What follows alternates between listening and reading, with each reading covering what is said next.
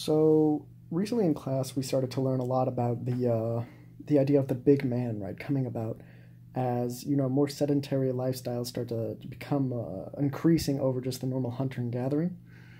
And I became curious because I don't really know exactly how that big man came about at the beginning.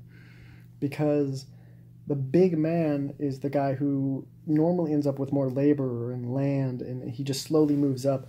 The thing is, in the hunter and gatherer society, they're mostly equal, right?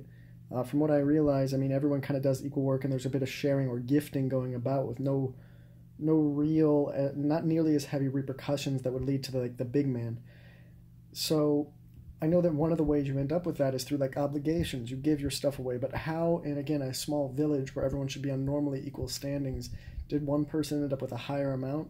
And even if he did, how did that not just lead to negative reputation if he didn't just gift it away without, really requiring necessarily large amounts of obligation? How does that eventually lead to the point where, like, when they're all making their farms, that one guy ends up doing so much better? Is it just luck? I mean, did his farm just do better, or is there like more backing to it? Is it that you know is it that the again his crops are just better? I'm not really sure. I don't really understand exactly how you get that. I understand after a certain amount of time it's due to obligation. Again, I give you seeds and you owe me, right? But when does that switch change to where you need to owe somebody, or when does it become such a big thing that someone naturally starts to build up power? I don't understand just exactly where it begins. I understand how it keeps going. Again, obligations build up, they start to ask for your help and labor and whatnot, but I'm not really sure where does it start at. So that's just the question I got from the lecture.